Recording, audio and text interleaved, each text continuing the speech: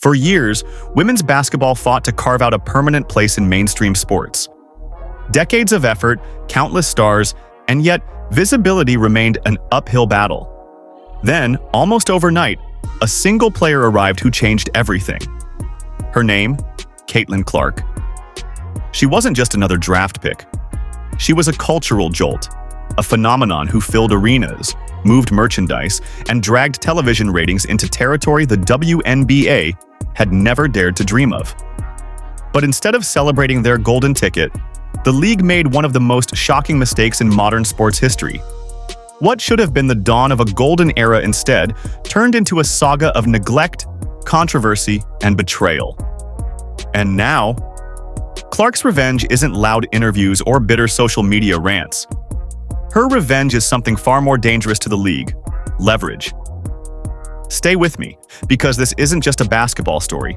It's a cautionary tale about arrogance, mismanagement, and the cost of underestimating a generational superstar.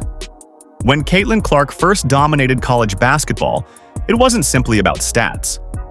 Each three-pointer from the logo, every record she shattered, it felt like a cultural moment. Kids across the country imitated her range. Casual fans who had never tuned into women's hoops suddenly paid attention. By the time draft night came, Clark wasn't just a top prospect. She was marketed as the bridge to a new era.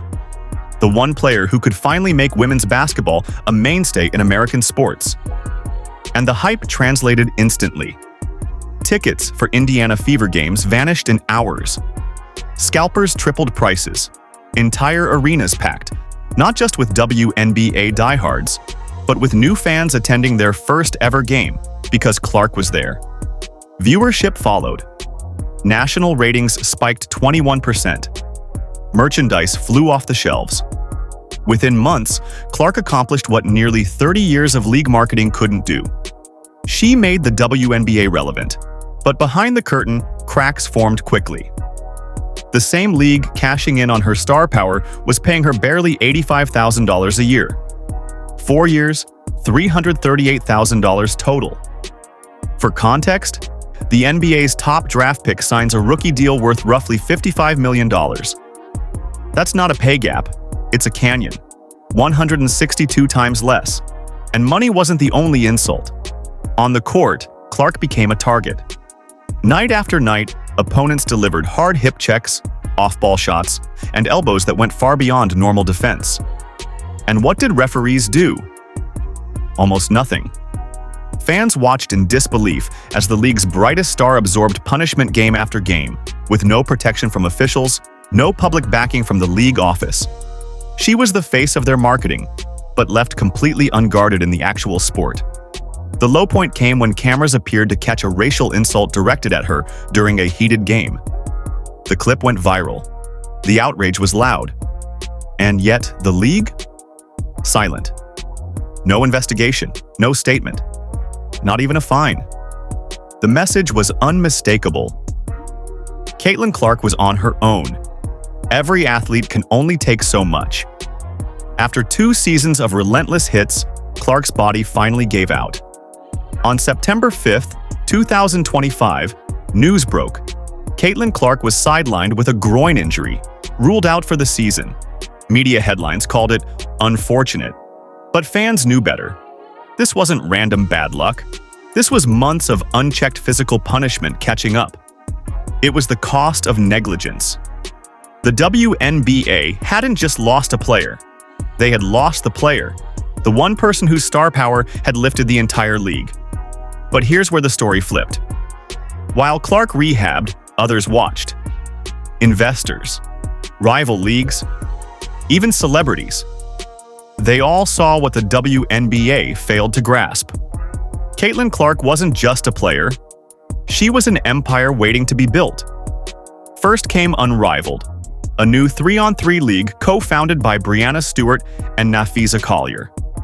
Their offer? Over $1 million per year plus something priceless, equity ownership. Clark wouldn't just play. She'd help shape the league's future. And then came the bombshell. Ice Cube's Big3 league put $15 million on the table. Not for 4 years. Not for grueling 40-game seasons. $15 million for just 10 weeks. That wasn't just an offer. It was a public humiliation for the WNBA. The contrast was brutal. The league's savior-making pennies, while an outsider rapper turned businessman valued her at 8 figures. Suddenly, Clark had what no WNBA player ever truly possessed: leverage. She could walk. She could negotiate. She could reshape the market entirely. Clark's revenge isn't about Twitter clapbacks or press conference drama. It's about turning her unmatched star power into control. For the first time, a women's basketball player holds the future of the sport in her hands. The WNBA thought she needed them. But reality?